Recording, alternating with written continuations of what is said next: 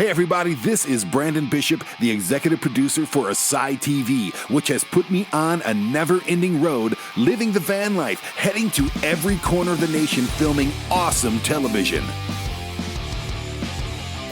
On this show, you'll see what it takes to run an independent streaming television network. You'll join me for life at home and on the road, and hopefully plan your own adventures.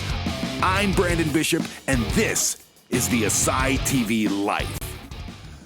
Good day, everybody. This is Brandon Bishop, and I am recording this on January 28th, which the world over honestly can consider a holiday, at least on the 28th of this year. But around this time every year, it's a holiday for pro wrestling fans, of which I am. I'm a huge pro wrestling fan. I have been since, man, literally as long as I can remember. I remember discovering pro wrestling on TV.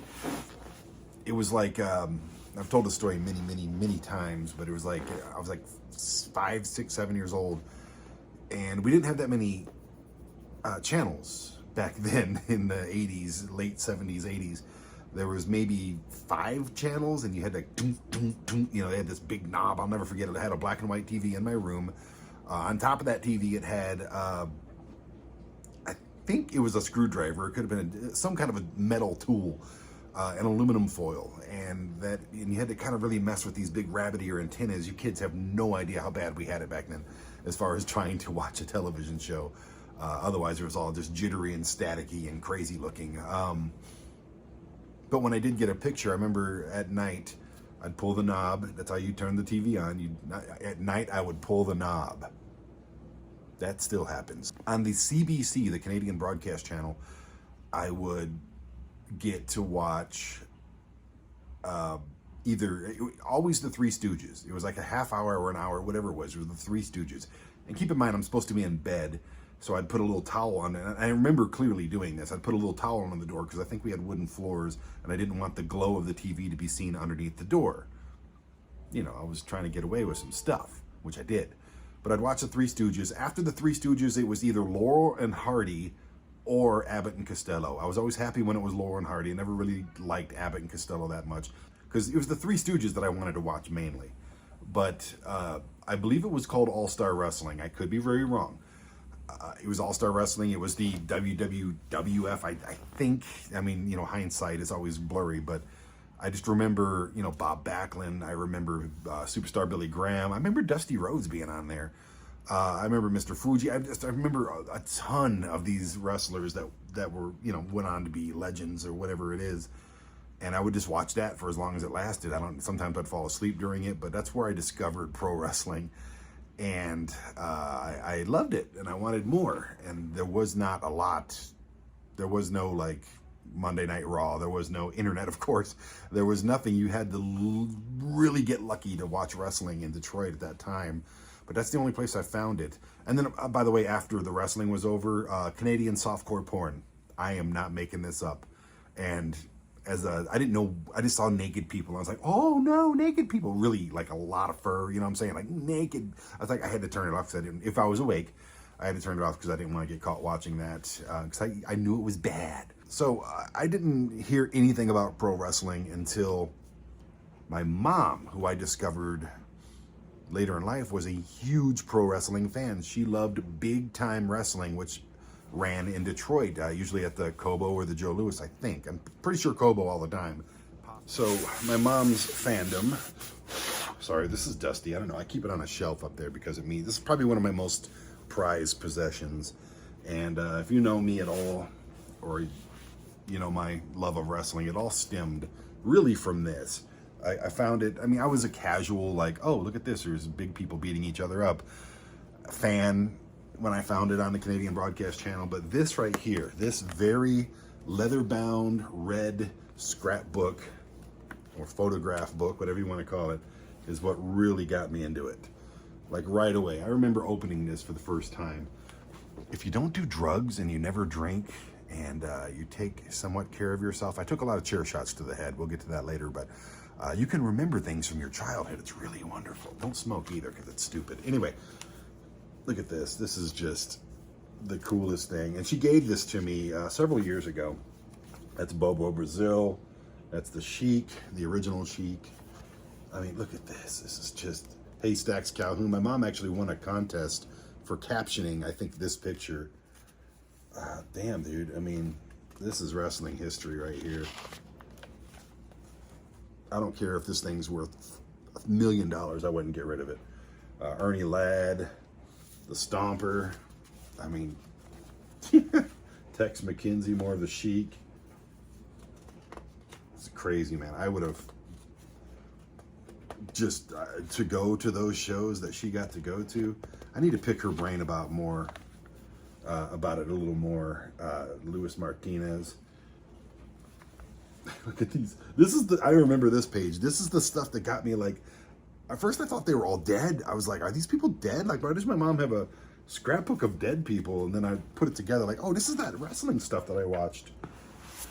Let's have a picture fall out. What is this picture? Oh, it's a picture of me at the old gray house in Detroit. I don't know if you can see that. Look at that cool kid, man. That house behind me was a slum. It was awful. Why is this in here? Oh, well, no reason to take it out now. She must have really liked the Sheik. I know she probably hated the Sheik. There's old, that's not Tex McKenzie. That's definitely Blackjack Mulligan, who's the grandfather of Bray Wyatt. Got an itchy ear. Sometimes the hair like gets down. It's annoying. Flying Fred Curry. I mean, this is so cool, man. Irish Mickey Doyle. That was my mom's favorite wrestler, and I actually got to know him a little bit just online. He lives in Upper Peninsula, Michigan. And man, yeah, I remember every single page in here is a memory. Bobro, Haystacks. I mean, she had her favorites. About how cool. I had no idea my mom was more Irish. Mickey Doyle. Cool guy, by the way, too. And I had this little Brandon Bishop action figure, which is really cool. Wearing the same shirt. Yay! My guns are never that big, but it's got my tattoos. How cool is that? Brandon Anderson, I think that's his name now, made these. And I've got a couple of these left. So badass. It's just cool to have an action figure of yourself. Come on. And I always put the action figure right next to my mom's scrapbook. Just because it's kind of a full circle deal, you know? It's like, hey, she was a big fan, and then I got to do it. Years later, she got to watch me wrestle a few times, and that was always really big to look out in the crowd, knowing that my mom, probably the last time she went to a wrestling show was Bobo Brazil and the Sheik, and, you know, in the 70s or whatever it was, no, I was born in 73, so it must have been late 60s, early 70s, that she would cross town on a bus in downtown Detroit to go watch wrestling. And now, you know, all these years later, 30, 40 years later, she's watching her son in the ring. I've wrestled in Michigan when she got to see me there. I've wrestled here in Colorado. She's got to watch me there. It's really cool. That's just a cool thing. So fast forward many, many years later, I think to like 1984-ish, you start seeing this wrestling thing again, which I'd fallen in love with, you know, my mom's scrapbook and the CBC show and all that stuff. But now it was like more colorful, and, you know, you had this guy, Hulk freaking Hogan. It's just, he's on everything. So I was at a party at my Uncle Matt's house, I think, and they were watching Saturday morning, you know, Wrestling Superstars, whatever it was called, and I just started watching it, and I was like, oh, this is like what I remember, but way, way better. I was a kid, and it was made for kids. It's on Saturday morning, like right next to Saturday morning cartoons. And then around the same time, I had a friend from school named John Swords who was collecting these, Paul Orndorff, and he had a ton of them. I think he had maybe everyone that was out at that point, like maybe 9 or 10 of them. And he was a big wrestling fan, and he really got me to start collecting these things. So right away, Mom, you know, collecting these things. And I just grabbed the first 5 that I could grab. This one's actually worth quite a bit of money. Probably about $300, to be honest with you. The rest are probably worth, this guy's probably worth a little more because he's in mint condition. I got this from High Spots in North Carolina recently. These guys are probably worth, you know, 30, 40, 50 bucks, whatever. Then again, this Hogan is in mint condition. Not mint, but close. Looks great. Coco Beware. If I had the bird and he was in the box, this guy would be worth about $1,000. If I had Jim Neidhart and had the box for both of them, he would be worth probably about $3,500. Not making that up. If I had any of these in the box, they'd be worth hundreds of dollars. Then I met my friend James Foe, who will probably watch this. I'm so happy to have reconnected with him in recent years. That is when my fandom went crazy and just took off. We both collected these. I admittedly borrowed some and never returned them, so sorry, James. I will get them back to you someday. I am moving back to Michigan soon, so see you then. But I just got this Coco and this Bret Hart and this SD and Hogan, like high spots. They're like, take whatever you want. I'm like, what? Like, give them all to me then. But I wasn't greedy. I just took what, whatever I didn't have. And if I collect anything from here on out, it'll be these guys. Then that elevated into live events, of which we went every single month. Either my stepdad or somebody else took us to either Joe Louis Arena again, Cobo Hall, Palace of Auburn Hills. It was such a good time because it gave me something as a kid to look forward to every single month. And they used to come every single month. Like right now, I think they come to Denver once a year tops, and maybe do 1 or 2 shows here a year. But this is like one of the last times I took pictures at a wrestling event. This is me and my buddy Ronnie Helm, Marino, Pacific.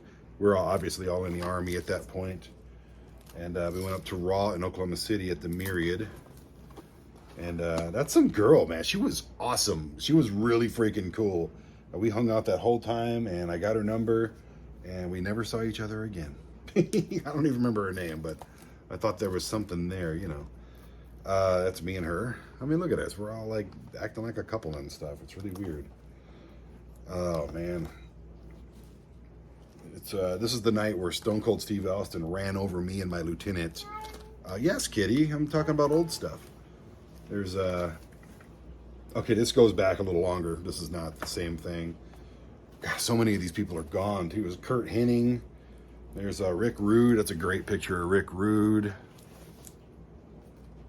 There's oh my goodness. These are not good. There are some really, there's Dino Bravo. He's gone. Killed by gangsters or something. I don't know. There's another Rick Rude. Demolition. Neidhart. He's gone. Hercules. He's gone. Andre, freaking Andre the motherfucking giant right there. These are terrible pictures, by the way. There's a Heart Foundation. There's me and my buddy Bob. I didn't know. And then James. Holy crap, there's James Foe right there. I didn't know Bob and James and me went out to a thing together. That's weird. Sorry, I don't remember that. Do you remember there's Ultimate Warrior versus Andre? I don't even know. Joe Louis Arena. November 26, 1988. Man. I gotta frame some of this stuff, man, and take better care of it. Oh, I guess all the good pictures fell out somewhere. Anyway, that's probably the best picture I've got in the whole thing of Hogan. That had to be in 1987, 8, 9, whatever it was. Oh man, I'm surprised these pictures have held up as well as they have. When I was in Lawton, I started a nightclub called the Asylum Concert Club, and I was still in the Army at that point, towards the end of my tenure. And it looked like, okay, I guess I'm going to be staying in Lawton. I thought I had things going on.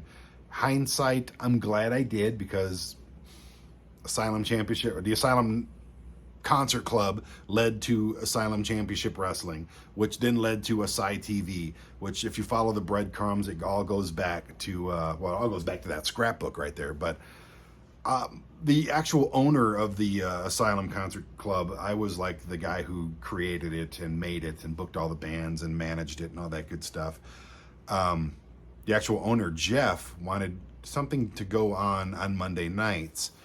And I'm sitting there going, hey, brother, that's Monday Night Raw night. I'm usually at home in front of the TV, which I'm still to this day doing just that. But I came up with the idea where, okay, well, we'll just show Monday Night Raw at the club. 2 birds, 1 stone, squash, bam, there it is. And then at the same time, I bumped into a guy named Jeffrey DeGeorge, who his wrestling name was Jeffrey Parker. And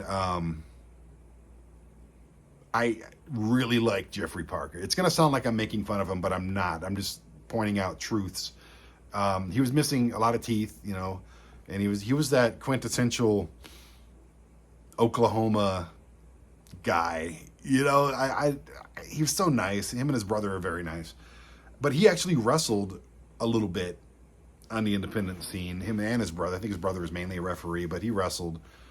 And I mean, he's way past his prime. I don't even know how old he was. He could have been the same age as me. He just looked like he was, in his 60s or something. And I'm not sorry, Jeff, if you're watching this. I think you're awesome. If it wasn't for you, a lot of my life would not have happened, and I mean that. But he had this old beat up wrestling ring in his backyard. And I'm thinking, well, crap, let's show Raw. And let's just goof around in the ring, totally destroy the business even before I knew what destroying the business was. Let's just goof around, and we'll put up the ring in the club every Monday. We'll show Raw, and we'll just do some like silly stuff with the security guards and my sound guy, James, and me, and, just, okay, let's just do that. It'll be fun. It'll be something. We'll show Raw, and we'll add a little entertainment to it. That's just the way I was thinking. And it still sounds like a really fun idea. But then we bumped into a guy named Todd French, who was built like a brick shit house. The guy looked magnificent, and that'll come into the story too. But when Jeff introduced me, he said, I know a guy who can, train you and who wrestles, and he could help us with these silly little skit shows that we're going to do. But when Jeffrey Parker, I'm going to call him Jeffrey Parker because that was his gimmick name. We all call each other by our gimmicks. That's just how it is. When he introduced me, he said, Ty, not Todd, but he's, his grill's messed up and he had a little accent. He's this Ty. So I thought his name was Ty, T-Y, Ty. So that's what I called him. And his wrestling name was Magnum. So I just made a little change and called him Ty Magnus. It's a much better name. Magnificent Ty Magnus, because every other word that came out of his mouth were either outstanding or magnificent. Magnificent Ty Magnus. What a great wrestling name. And he liked it and he stuck with it, and I think he kept it for a long time. But he showed me how to take bumps, and he showed me how to get in the ring. And our ring was destroyed. I mean, our ring posts would all be like inward, like all four corners were inward. If you hit the ropes, they'd go, and it'd be like... Ooh, and the wood that came with the ring was like all curved up at the end, so you had to bump in certain spots, otherwise you'd be impaled by the corners of the 4x8, plywood sheets or whatever it is. It was a very dangerous ring. It was a death trap. The apron was actually an old military parachute, and it stunk like death. It was awful. But that's what we trained in, and it was stiff as a brick. Oh my gosh. We actually held on to that ring for a long time. Me and Jeff put a lot of money into the ring, got all new boards for it. I went out and stole carpet padding from different carpet stores. Not stole, but it was just in the trash out back. And we would layer like 2 or 3 layers. It was like a jigsaw Tetris puzzle, putting that stuff together. And we got new beams for it, I think, which were just these 4x4 thick ass with no give.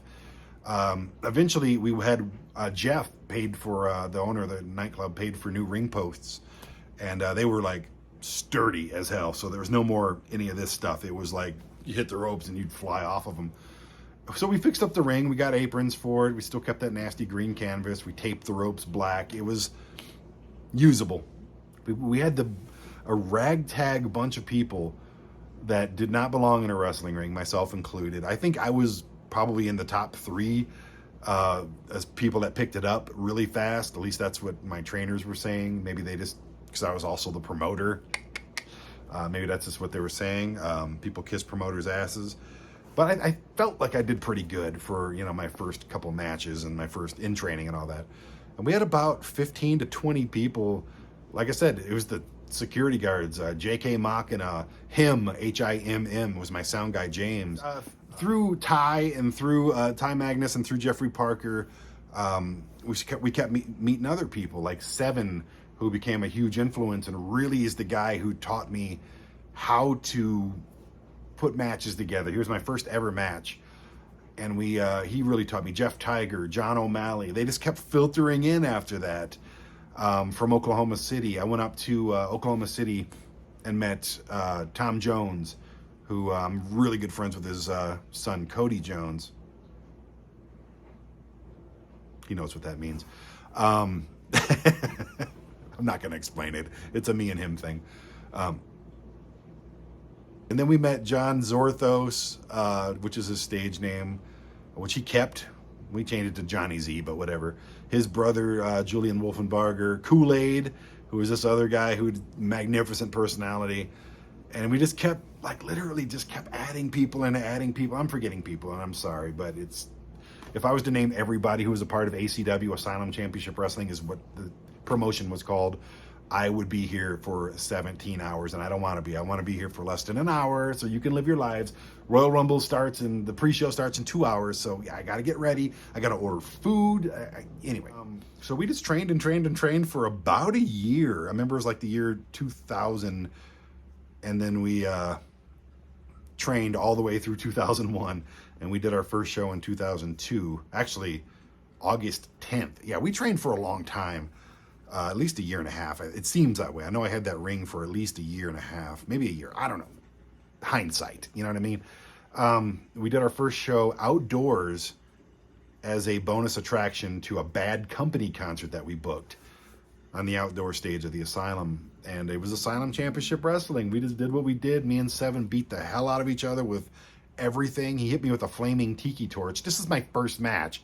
Hit me with a tiki torch. I called the spot, which had all the fluid in it. It was lit, and it just went and a big piece of wood stuck out of my head. First match, people. Yeah, it was ridiculous.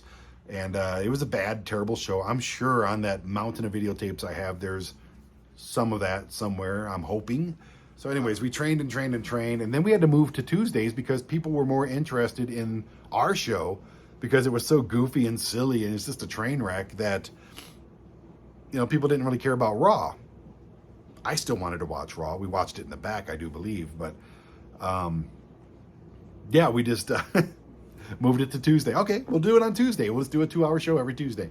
And we did that, and it was a lot of fun. If anybody wants to know why, you know, Asylum Championship Wrestling moved from the Asylum Concert Club and went down to Wichita Falls, Texas at Graham Central Station, it's basically because the owner just didn't want to do it anymore. He was getting heat from the actual building owner who said we didn't have insurance to do that. I remember the building owner showed up one day and it's like, what's going on in here? And I was like, oh, we're just doing some training, because I figured like, oh, I probably shouldn't tell him. I guess Jeff didn't tell him. Hey, I had a screenshot going right there. I made that logo to mess with people to make them think that we were coming back, but as of right now, no, we're not. And if we do come back, it won't be in Colorado. Sorry. I'll fly some Colorado people up to Michigan, but, you know, not on the books right now. Anyway, yeah, he showed up, and then, like, literally the next day, I think, Jeff called me and goes, we got to stop the wrestling. And I was like, bullshit. So me and Aaron Neal, there's another guy, the real deal Aaron Neal. Yeah, that guy is a freaking blue chipper. I'm surprised he's not on TV and hasn't been on TV, like, for years. He was really good. Great size, wonderful personality, good talker, good worker. I mean, he really should have done something in this business. And I hope he's doing well. I really do. I haven't talked to him in forever. But me and Aaron Neal showed up really late one night and just loaded up the ring. But before that, we went down to Wichita Falls, Texas. I went to Graham Central Station. I walk into it was like 7 bars under one roof. And I walk into the Cowboys bar, which is just like a cowboy dancing bar. And I looked at the stage, the dance floor, the big wooden dance floor, and I'm looking at all the lights and the sound system. I'm like, wow, this is freaking perfect. I remember looking at Aaron, and he's like, yeah, and he lived in Wichita Falls, so he was all for it. I think he may have been the reason I went there. And we both were just like, yeah, this is the place. So a week later, I struck up a deal with Jimmy Cooper, who was the, Jimmy Cooper? Yeah, whatever. He was a cool guy, really cool guy, the general manager. And he was like, yeah, let's do this. So every other Sunday, we start doing shows at Graham Central Station. And it was one of the most fun times I ever had in ACW. Yeah, we started bringing people in, and we had more people join, Kenny Campbell, you know, people like that. Our storylines were gruesome. We faked Peyton Scott's death. We had, you know, Bernie Donderwitz and Ty Magnus had a feud over which was worse, slavery or the Holocaust. Nothing was off limits. You could not get away with stuff like that now. I would try, absolutely. But it was a different time, people, okay? I mean, John O'Malley's was our champion for a while, and his slogan or his catchphrase was, fuck you, you fucking fuck. Beep, beep, beep, beep, beep, beep. Yeah, exactly. But we had a good time. And a big part of our Wichita Falls day was a guy named Bo Rogers. That guy was my right-hand guy. Without him and without Matt Garza, there was no ACW in Wichita Falls. Not at all. At least not at Graham Central Station, no. They did everything. They made everything happen. And Bo filmed all of our shows, him and his wife, Julie. I love them to death to this day. Unfortunately, Bo's not with us. Unfortunately, Matt Garza's not with us. That's where I met Carnage. I think he actually started in Lawton, or I met him in Lawton. 400-pound guy, Chris Carnage. God, and he started with us in Wichita Falls, and unfortunately, he's not. I mean, the problem with knowing thousands of people is that you lose a lot of them. But we left Graham Central Station, not by our own accord, because Jimmy Cooper, the manager, left. And I think they got bought out by a new company, corporate bullshit, you know, and this dipshit, I don't even remember his name, don't care what he is. He's this weaselly little asshole. I am wearing my Asylum Championship Wrestling shirt. I was going to put on my gear, but then I thought about it a little harder, and I'm like, that is spandex, and I am not looking great at the moment. So, I'm not looking terrible, but, you know, it's no spandex for Brandon right now, or maybe ever again. Anyways, this weaselly little asshole, I don't remember his name. If you were there and you remember his name, please tell me. And let me give another shout out to Charlotte and Karen. Those two were awesome. We did the $250,000 Diva search, which WWE was doing the $250,000. We thought it'd be funny to do the $250,000. And we brought in, again, you can't do this stuff now, but we brought in a bunch of bigger women, and it was comedy gold. I freaking loved it. I'm sorry if you can't handle, you know, fat jokes, whatever. I'm fat. You're probably fat. Deal with it. But anyways, this asshole comes in, and he's like, first of all, no more bad words. I'm like, oh, okay, so we're going to be doing rules. This isn't going to last long. Secondly, no more blood. Oh, okay. Third, don't fight on the floor outside of the ring. I'm like, well, that's impossible. Like, it's wrestling, dude. Like, have you ever watched wrestling? Fourth, you can't use any other part of the building except for that spot. I'm like, dude, we need a dressing room, which we used a different bar for. And I'm just like, and fourth, with like fifth, you're like, we're going to be doing our karaoke in the bar, like right next to where you're at. So, you know, you keep the music down. And I'm just like, bitch. Like, no, and no. So I said, well, thank you so much. We are going to be doing our last show at the next show. And I remember it was just, we had a goodbye show. And then we moved across town to this, hey, the show must go on, okay? I've had 2 instances in ACW where the show must go on. We had to do a show at Tommy's House of Music, a.k.a. Tommy's House of Hip Hop. Tommy was awesome. He was this old guy, and he was just in his, like, 70s, and the sweetest guy ever.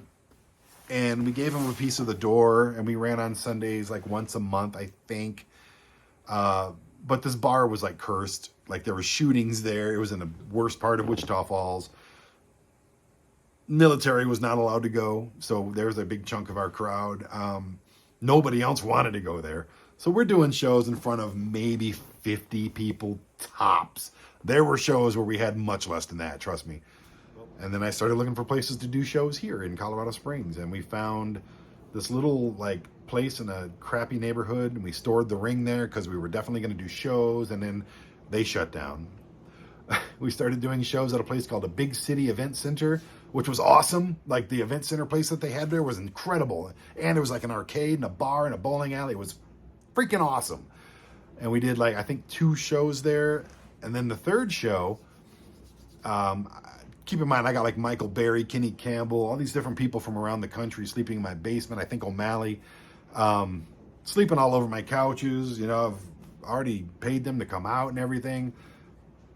And the Big City Event Center calls me that morning on a Sunday and says, we have to cancel the show. It's like, no, we don't. Like, we've been advertising, we've done this, we've done that. Keep in mind, the ring's already set up. Everything's like, no, dude, no, what are you talking about? We're canceling the show. Apparently, some dipshits in the Colorado Springs, what is it, the alcohol thing, they thought we were a tough man contest. Where does it say that anywhere? No, we don't fall under the same rules for pro wrestling as we do for MMA, martial arts, tough man contest, boxing, things like that. We're different. We're not regulated because we're theater. So they cancel on us. They threatened their liquor license and they couldn't risk it. So I was mad as shit, took all my stuff out, said, nope, we're never running another show here, obviously, even after we cleared it up. After that, we found the Phil Long Expo Center, which to the entire history of ACW, that was the greatest place we've ever ran. That was, I took my cage and I made an entrance out of it because you can't do cage matches every show. We did a couple cage war. I think we did one cage war events there. Anyway, we had a 36 wide, 18, actually more than 18 foot tall entrance with a video screen. It looked, we had lights everywhere. We had this huge room. The ring looked amazing in there. We had barricades, we had walls, we had chairs. We filled the chairs. If you watch the shows from the Phil Long Expo Center, geez, man. I mean, that was an incredible time. That's where we met Dr. Death Steve Williams. Our first show was an outdoor show there, and he became a close friend, like, immediately. He loved working with us. At least that's what he told everybody. He called me one of the top 3 promoters he's ever worked with, or top 5, one of the two, which is a lot. He said that publicly in the ring during his retirement match, which he did retire. His last match was with ACW, which is a huge honor. And that was an amazing show. Oh my goodness, packed, crazy fans. Not all shows were like that and great, but a good majority of them were. Anyways, it was a great time at the Phil Long Expo Center. But again, James Snodgrass and Elizabeth Driego, who I had a thing with for a little bit. Not James, but Elizabeth. She left. And then a church, I think this is the story. I was never set clear on it. But James was gone. And I know they were going to sell the property. And the writing was on the wall. And they started saying the same shit. I've always had a little bit of a sharp tongue. I worked out a deal with the Phil Long Expo Center where they kept 100% of their concessions, and we ran the show and did everything else. And I think I paid them like $250 a show, seriously, for that entirely huge building. Well, the new management wanted $2,500 a show. And at that point I said, well, it's been fun. What can you do? I'm not giving you $2,500 a show. Sorry. So I wrote him a bad check. You know? Here you go. Here's for the next show that we've been advertising that has been scheduled and booked and everybody's coming. Here's a check. I wrote it to them the day of the show, so they had no chance to know that it was a bad check. I had to do that because I did not have $2,500. We did the show. It was a good show. We announced that we're moving to the City Auditorium, which is, a great venue, kinda, not as good as a Phil Long Expo Center. And, we did our show, and honestly, I'll tell you right now, since it's years later and it doesn't matter anymore, all these little partition walls, I loaded them up. I knew that they were shutting down soon. What are they going to do? Sell them on the freaking auction or something? No, bullshit. I need these things. I loaded up all the partition walls. I loaded up tables and ladders. Me and 5 other people said, what do we need from this place? Now is the time to grab it. We loaded it all up into the truck. We loaded up the ring, which we kept there for about 2 years. And damn, dude, we hightailed it out. We were done. Goodbye, Phil Long Expo Center. Really sucked. Because with James Snodgrass there, and even Elizabeth, and everybody that we got to know as friends, that place was absolutely freaking incredible for us. I miss that place. I really honestly do. If that place would have kept us around, we'd still be doing shows there. I guarantee it. So the main place in downtown Colorado Springs is the City Auditorium. It's big enough, obviously. It's like a basketball arena. There's a big stage there. And it was like the only logical choice because we were a pretty big show at that point. Now, I remember there was a guy there. I don't remember his name. There was a guy and a girl who ran it. The girl was okay. The guy was a complete douchebag. John, I don't remember his name. It's not important. He was an idiot. And I remember we did a show there. It wasn't great. But before the show, I get this screaming phone call from him because I didn't know that our insurance lapsed. I'd bought it like every 6 months, I think. It was kind of like car insurance. It was event insurance, and I bought it. It wasn't much. It was like $200 or something to get the insurance for the gig. I'm like, okay, cool, you know. And I didn't even think about it. You don't think about those things, and they never sent me like, hey, your insurance is lapsing or any of that stuff. I thought it automatically renewed like car insurance. It does not. Anyways, it lapsed. We didn't have insurance like the day before the show. He's screaming at me like an idiot. And I'm like, first of all, dude, you know, mind your freaking tone. All I have to do is make a phone call and send an email, and make a payment. This is not a problem. This is something we can easily solve. And after that, I think we did 3 shows there, and it was just annoying every single time. Like, we didn't have that much success there, and I don't know why. Ultimately, it's my fault, but I don't know why. We did okay. 200-300 people, whatever it was, which is good for independent wrestling, especially nowadays.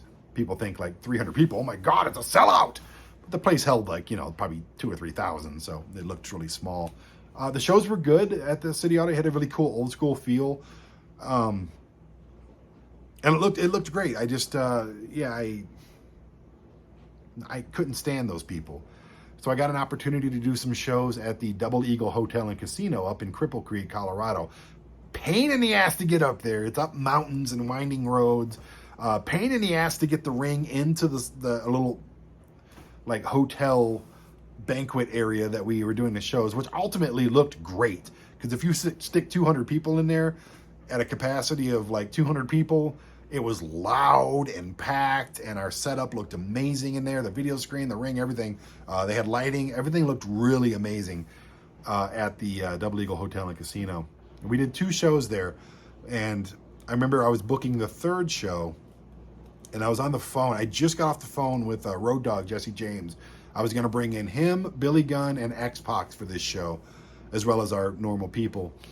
And as soon as I got off the phone with Billy Gunn, during the call, I got a call from the venue, from Leslie Harris. And as soon as I got off, and I'd already sent out contracts and everything to all 3 of the, X-Pacs and Billy Gunn and Road Dogg. And then I called them back and I said, hey, I'm sorry, Mr. Call, just making phone calls, making this next event huge. It's going to be great. And she's like, oh, we got to cancel the show. The owner of the hotel, Double Eagle Hotel, whatever, said he didn't really see a big uptick in our slot machines or gambling or whatever it was. So he wants to go ahead and cancel the show. Now, the last phone call I had with Leslie Harris, who was very nice, but is what it is, was, hey, we're going to do one of these shows every single month on a Saturday, and we're going to start paying you more because the first 2 shows went so good. That is the last thing I heard from them. Plus, they already sent me a contract for this show, which I signed and sent back. So I wasn't smart enough to sue them for breach of contract back then, but I should have.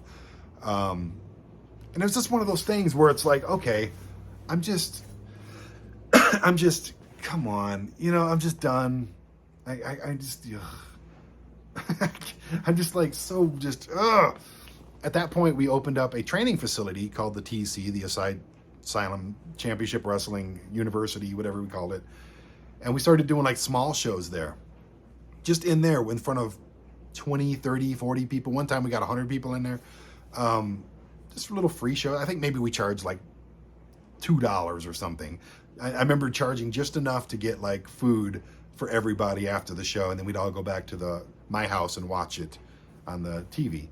And those were so much fun, man. We had all our posters all over the building, and it was just a really damn good time. And we had, just our trainees learning to wrestle, and it was like kind of what NXT is supposed to be, as our developmental show, and eventually, you know, a lot more people wanted to be a part of them because they were just fun. It was ring time. It was just goofiness, you know? I mean, but here's the thing. If you're an independent wrestler and you're on a show and you're not bringing in 100 people and you still get paid 25, 50, 100 bucks, you should be kissing the feet of that promoter. Trust me on that.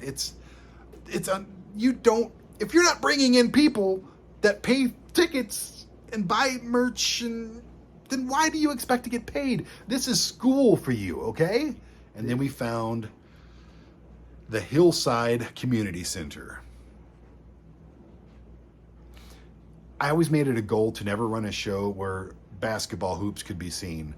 I had to break that because the show had to go on. And all those trainees that we started were starting to be, you know, major parts of the show.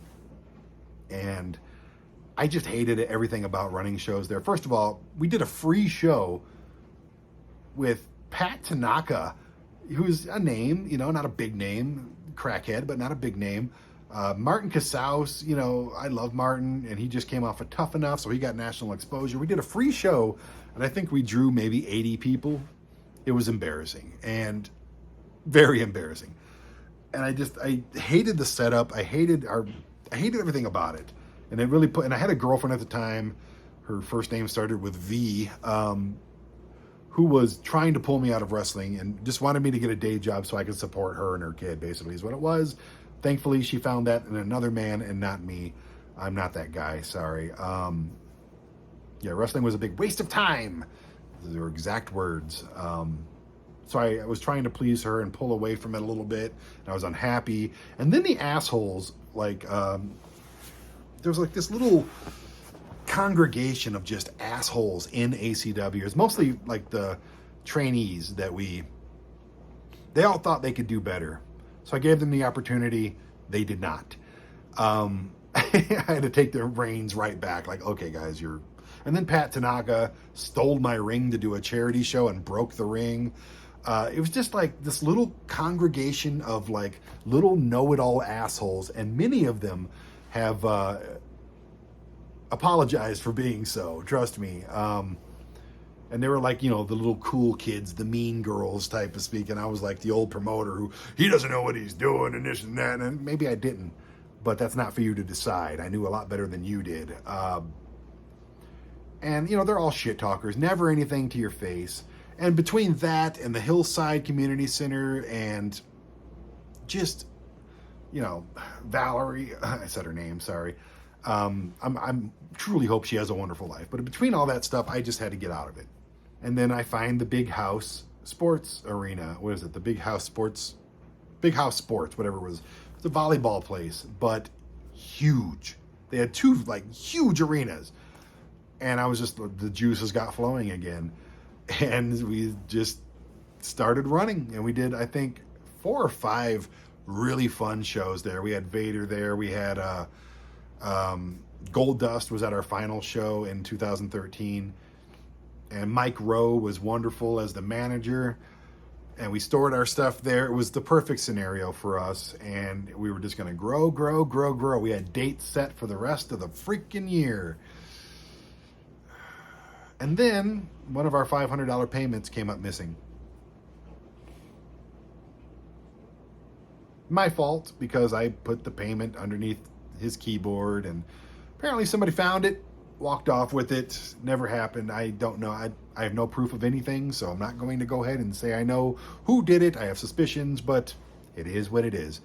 And apparently the owners, Mike was just the manager. I thought he was one of the owners at first, so that kind of irked me a little bit. And Mike, I just talked to him today, to be honest with you. I have nothing but good things to say about Mike. Lived with him for a while when I was living nomadically around, you know, Colorado. Anyways, they were like, you know, we got to cancel all the rest of the shows. And at that point, I was done. Because after getting screwed over by my own club, the Asylum Cancer Club, and then getting screwed over by Graham Central Station, then getting screwed over, I don't think we got screwed over by Tommy's. I think we just left. I didn't want to do shows at Tommy's. And then moving to Colorado, that original place, the I can't remember what it was called. It was on Las Vegas Boulevard. It was the something arena, whatever. That place screwing us over. Then the Phil Long Expo Center, after having wonderful years there, screwing us over. City Odd being impossible to work with.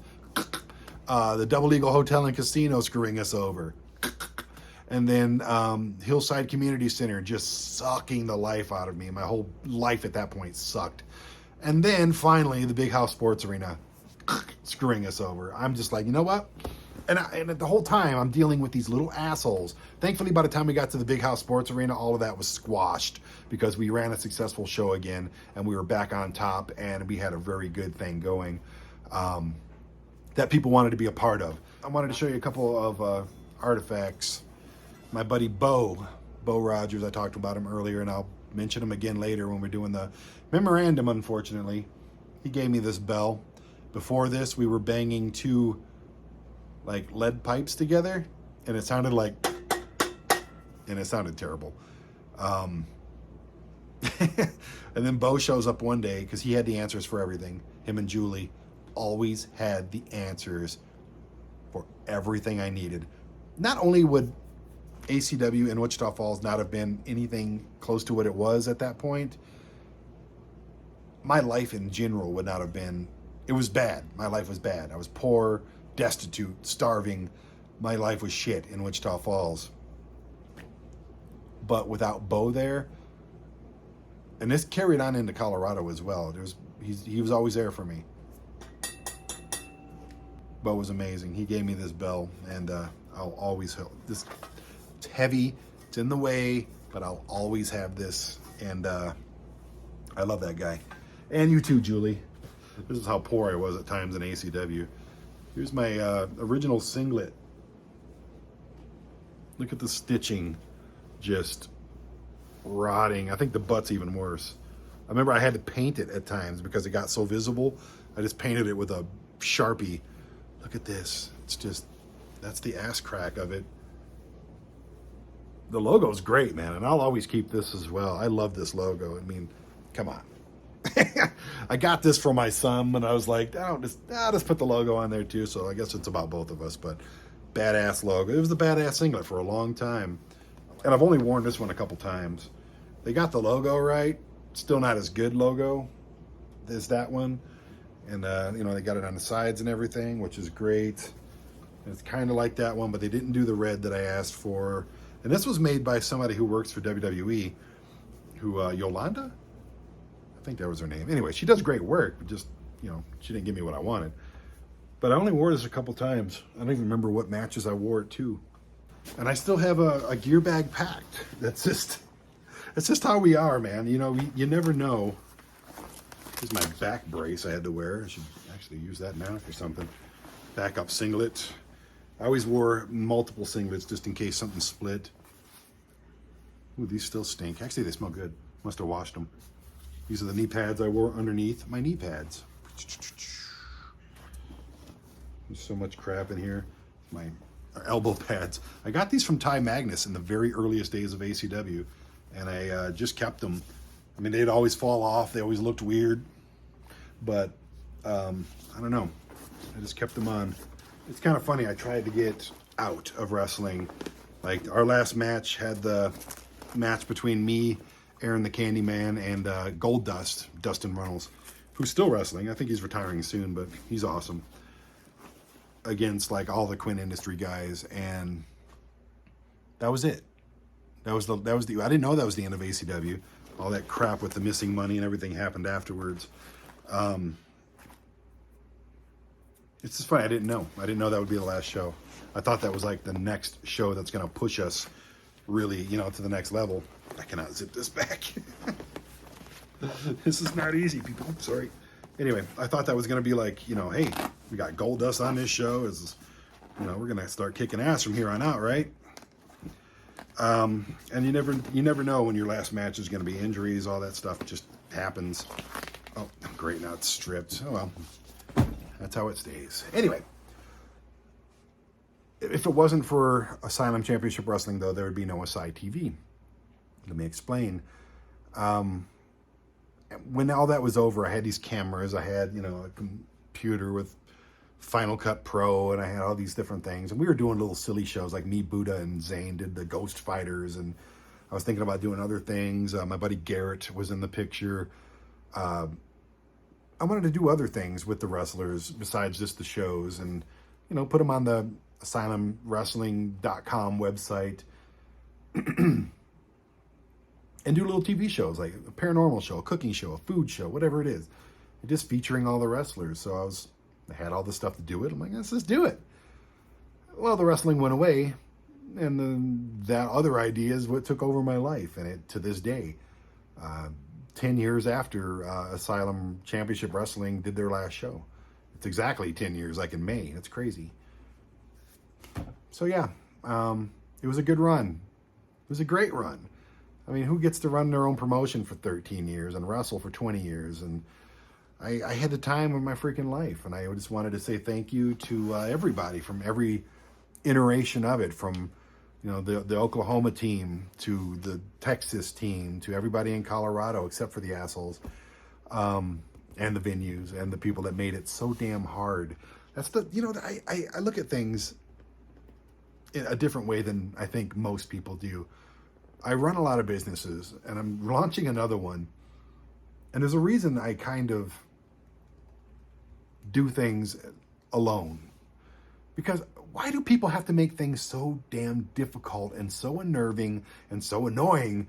And there's no freaking reason for all this shit.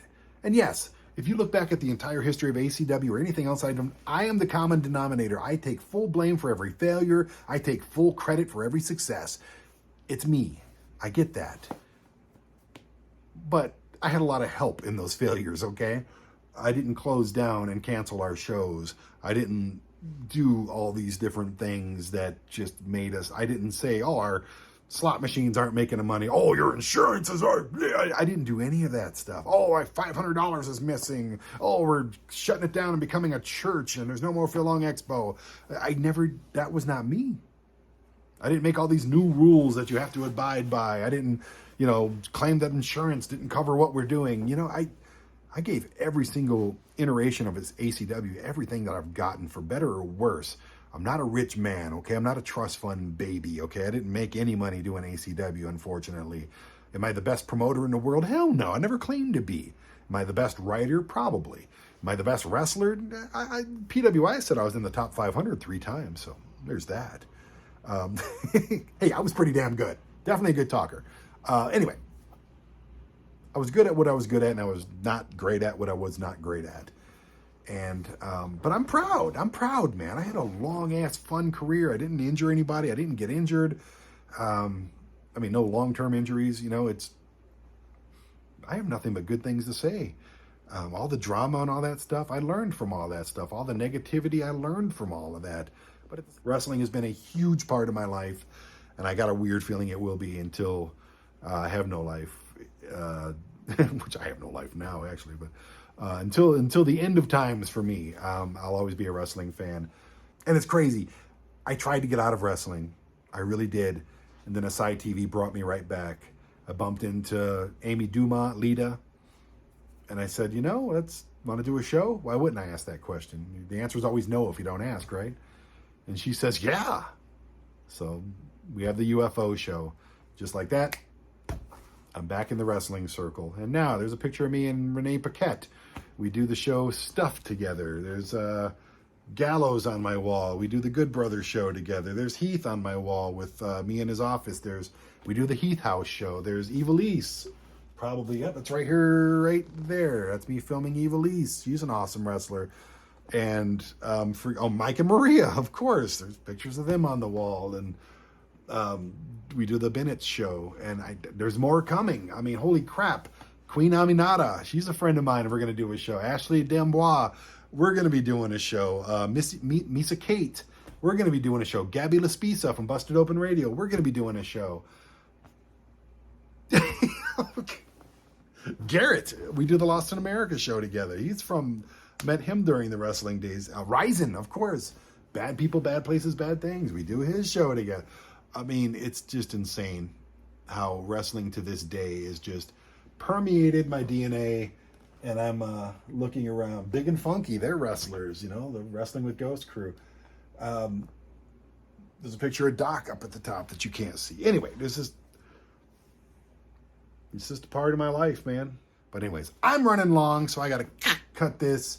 I got to order some food because the Rumble starts any minute now. Thanks for watching. Bye. Lock up.